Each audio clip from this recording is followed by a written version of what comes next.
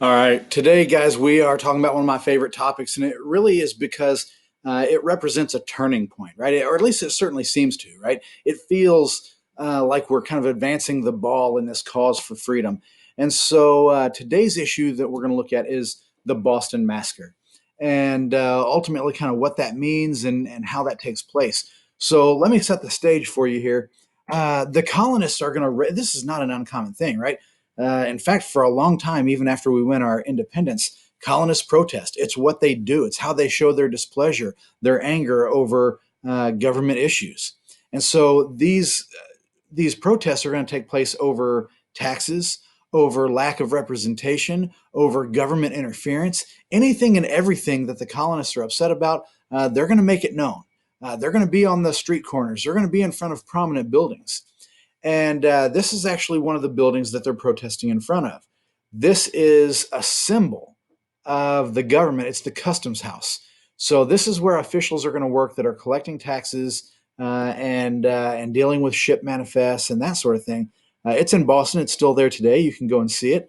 I've been there. It's a beautiful building and a very historic site. But what we're going to see is that protests have been growing around that symbol of the crown. We still do that today, right? People protest in front of the Supreme Court or in front of the White House. They protest at their state capitol buildings and in prominent areas, right, to gain more attention and to draw attention to their issue. Well, they're doing the same thing back then. They are in front of this thing that serves as a symbol for what they hate, a symbol for what they're protesting against. But that is what the Customs House is. Now, what we're going to see is that when the Sons of Liberty are involved in protests, things have a tendency of being destroyed, right? They burn to the ground. People are beaten and chased off, and things are looted. I mean, it really is a pretty dangerous situation. Well, this is an important building in Boston for the crown and parliament, for the king. And so what they do is they place 5 soldiers who are ordered to stand guard in front of this building to make sure nothing happens to it, to be a physical presence, a reminder of whose authority this is. And so they're there to guard it. They're there to protect it. But they're also ordered not to engage the protesters. They're not to hassle anybody. They're not to arrest anybody. They're not to do any of those kinds of things. They're simply really there as a visible presence. Well, here's the problem with that. And we see this in today's world play out.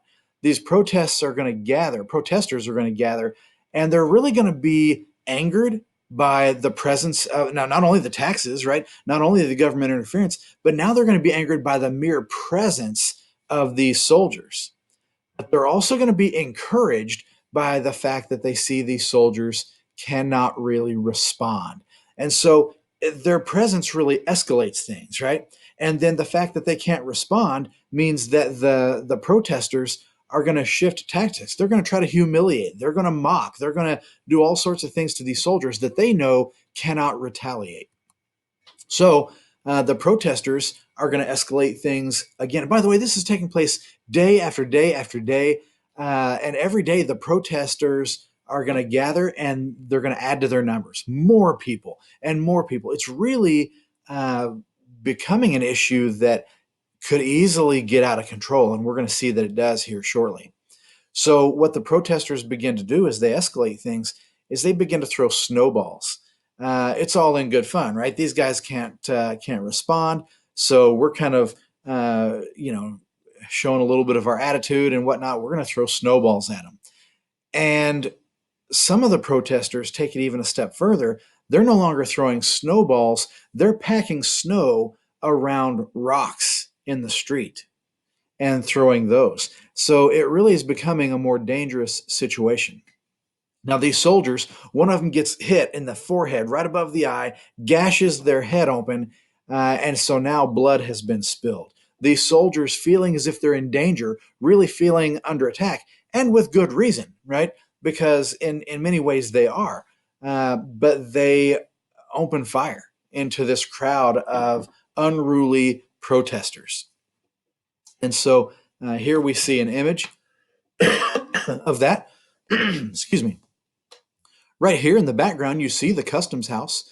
So this is Boston as it was in that day, a large crowd.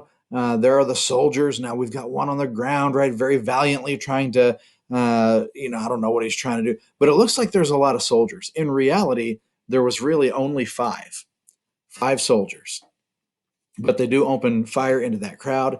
When the smoke clears, there are five dead colonists. Now, I don't know what it takes. I don't know what the threshold is for something to be considered a massacre. But when I think of the word massacre, I think of large numbers of casualties that are killed in cold blood, right?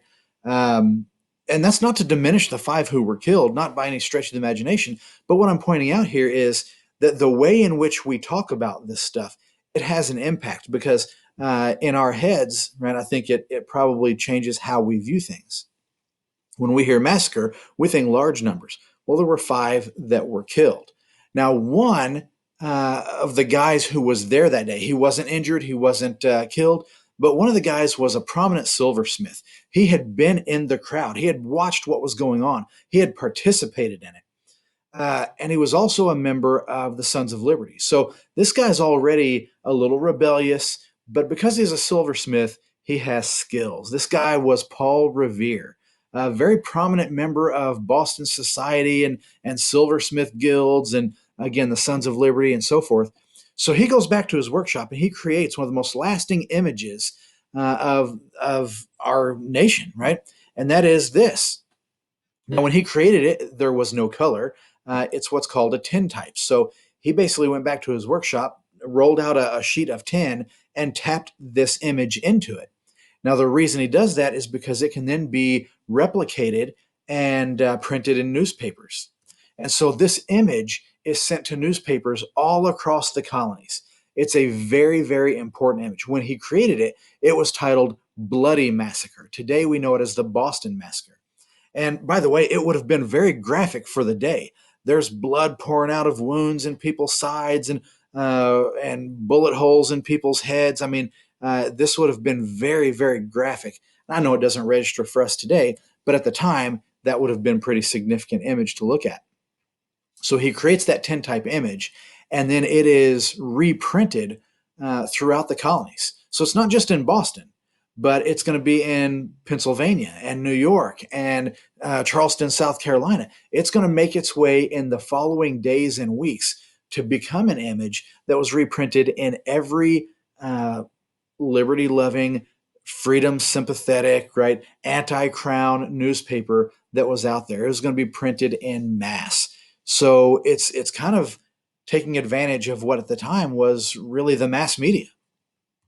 Now, the anger that colonists felt towards the crown, and again, we have to recognize that it was provoked. The colonists were not really innocent in this, right? The protest had gotten unruly. They had gone beyond what they should have in taunting and messing with these soldiers. And I'm not defending the soldiers either. I'm saying that this was basically used. It was used as propaganda. Paul Revere's tintype was propaganda. But as word spreads through the colony, aided by both that image and an embellished account, after all, it's a massacre, right? It really increases the anger and unifies many people in the colonies against the crown. So we recognize this as a real turning point. We're beginning to become more. Now, we're never going to be totally unified on anything ever, right? But we are more unified in this, or at least many people are. Now, this is a historic marker in Boston. It's at a cemetery there that a lot of famous early founding fathers and prominent people in Boston are buried at. And so they have a grave there to dedicate the five people who lost their lives in the Boston Massacre. So historians often kind of expound upon this, saying that these were the first five casualties of the American Revolution. Now, the American Revolution is not going to start for several more years. This takes place in 1770, but they are really considered by many to be the first casualties. They won't be the last. I'll let you determine whether you think they are or not. It is important to note, though, that one of the casualties was this guy. This is Crispus Attucks. And the reason that we bring him up is because it's important to recognize that Crispus Attucks, being a free black citizen of Boston, was there in the crowd. He was protesting against government oversight, against high taxes, against lack of representation. We don't know whether he threw snowballs. We don't know whether he was one of the unruly protesters, but he was there that day with a purpose. He was protesting the same thing that everybody else was. And so it's important sometimes that we take a moment to recognize and take note of the fact that there were African Americans, there were slaves, there were free blacks that were fighting for freedom and unified along with us from the very beginning. So, anyway, with that said, that is the Boston Massacre. There is Crispus Attucks. And with that, we're going to go ahead and end. We'll catch you next time. Thanks for watching. Make sure you subscribe so that you can check out the other videos. But thanks, guys.